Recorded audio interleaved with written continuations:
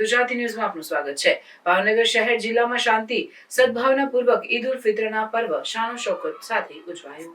મુસ્લિમ બિરાદરોના પવિત્ર રમઝાન માસ પૂર્ણ થતા ઈદનો ચાંદ દેખાતા ભાવનગર શહેર જિલ્લા સહિત સમગ્ર ગોહિલવાડમાં મુસ્લિમ બિરાદરોએ કોમી એકતા, ભાઈચારા અને ઇખલાસના માહોલ, શાંતિ સાથે અને સૌહાર્દના વાતાવરણમાં ઈદ ઉલ ફિત્રના પર્વની શાન શૌકત સાથે ઉજવણી કરવામાં આવી। વહેલી સવારથી જ મુસ્લિમ બિરાદરો નવા વસ્ત્રોમાં સજ્જ થઈ અને મસ્જિદો તેમજ ઈદગાહમાં ઈદની નમાઝ અદા કરવા પહોંચી ગયા હતા। તમામ પ્રકારના મતભેદ ભૂલી જઈ મુસ્લિમ બિરાદરો એકબીજાને ગળે લગાવી ઈદની મુબારકબાદી પાઠવી, જ્યારે અમીર ગરીબ સર્વે લોકોએ પોતાની અનુકૂળતા મુજબ શીર ખુરમા અને મિષ્ટાન સહિતના વિવિધ પકવાનો સાથે ઈદની ખુશીઓને વધાવી લીધી। ઈદની નમાઝ બાદ તમામ મુસ્લિમ બિરાદરોએ કબ્રસ્તાનમાં જઈ મહરમોની કબર ઉપર ફૂલ ચડાવી ફતિહા પડી મહરમના હકમાં દુઆઓ કરવામાં આવી હતી। તેમજ તમામ મસ્જિદમાં પણ ઈદની નમાઝ બાદ મુસ્લિમ બિરાદરોએ દેશ અને દુનિયાના શાંતિ, અમન, સુખ અને ભાઈચારો કાયમ રહે તેવી ખાસ દુઆઓ પણ કરવામાં આવી હતી। ઈદ પ્રસંગે આર્થિક રીતે સદ્ધર મુસ્લિમ બિરાદરોએ અન્ય ગરીબ, લાચાર, મોહતાજ, મિસ્કીન, વિધવા બહેનોને પણ સદકા, જકાત, ખૈરાત આપી આર્થિક મદદ કરી હતી। તેમજ જે ઈદીના હકદાર છે તેમને પણ તેમનો હક અદા કર્યો હતો।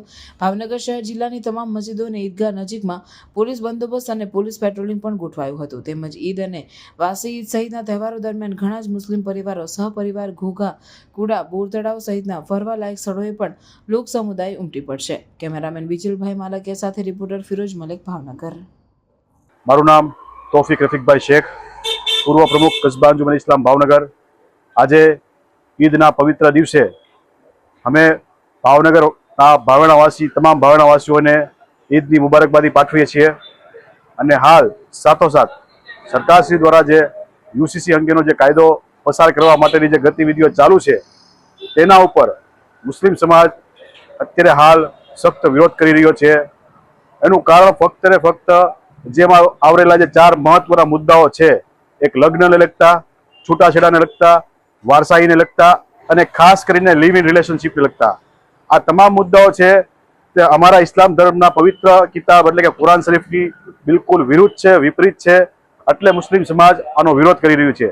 અમારો વિરોધ એટલે કે મુસ્લિમ સમાજનો વિરોધ કોઈ પક્ષપાતી કે કોઈ સરકાર વિરોધી નથી, પરંતુ ફક્ત ને ફક્ત ધાર્મિક આસ્થાઓની જે લાગણીઓ દુભાઈ રહી છે અને ધાર્મિક આસ્થાઓ વિરુદ્ધ જે કાયદાઓ ઘડી રહ્યા છે, ફક્ત તેના વિરોધમાં અમારો આ વિરોધ છે। અમે સંપૂર્ણપણે લોકશાહી ઢબે વિરોધ કરી રહ્યા છીએ। ના અમે કોઈ સરકારી જાનમાલની કોઈ અમે નુકસાન પહોંચાડ્યું છે। અમારી ફક્ત રજૂઆત છે સરકારશ્રીને કે આની ઉપર ફરી વિચારણા કરવામાં આવે અને લાગુ કરવામાં આવે તો મુસ્લિમ સમાજની જે આસ્થાઓ છે, જે ધાર્મિક આસ્થાઓ છે, તેને કોઈ જગ્યાએ અડચરૂપ કે એની વિરુદ્ધ થયા વગર જનહિતમાં કે રાષ્ટ્રહિતમાં જે કાંઈ પણ કરવું પડે તે કરવામાં અમારી સહમતિ છે।